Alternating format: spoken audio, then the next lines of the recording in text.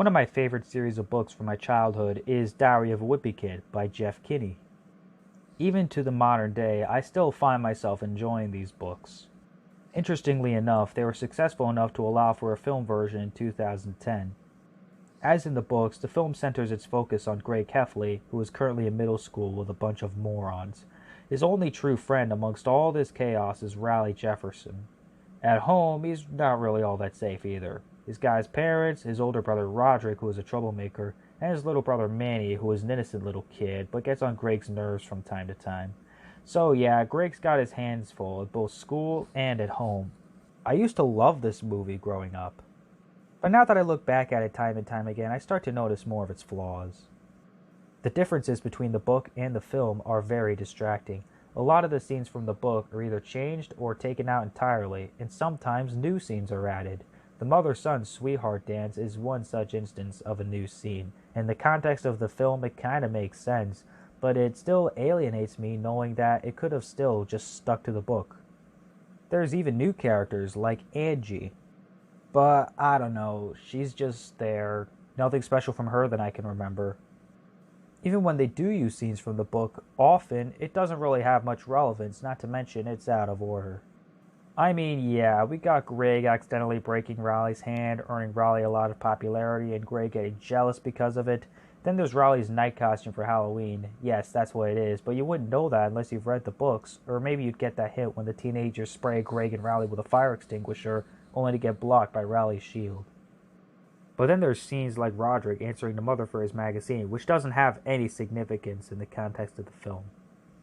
Great way to use the character's last appearance for the rest of the film. Of course, we still get elements like the cheese. We get reminded of it through all these shots of the blacktop, most of it just being filler. In fact, I have the movie diary and they display the cheese as a villain. Personally, I'm not a fan of that analogy, though I can follow through with what they're talking about. The idea is that whoever touches the cheese supposedly gets the cheese touch, and it causes a big deal of isolation from whoever's got it. However, calling the cheese a villain makes it seem as though it actually has a conscious mind, even though it doesn't. Yes, I know what personification is. I will admit, the aging effects of the cheese looks pretty good. The characters, for the most part, do get to keep their tropes, complete with Greg being a curious child who may get into a little bit of mischief. But let's take a look at the scene where Greg is on the safety patrol walking the kindergartners home. Both versions have him terrorize the kids, but in a different way. In the book, he found a worm on a stick and chased the kids with it. In the film, though, Greg sees in the distance a red pickup truck that looks like the one driven by a posse of teenagers that caused him and Raleigh some trouble on Halloween night. He tells the kids that it's space monsters and has them hide in a hole in the construction site. The whole idea of the terrorism was that because Greg was wearing Raleigh's coat, he was mistaken as Raleigh, which gets him kicked off the safety patrol until Greg confesses his crimes, costing him Raleigh as a friend.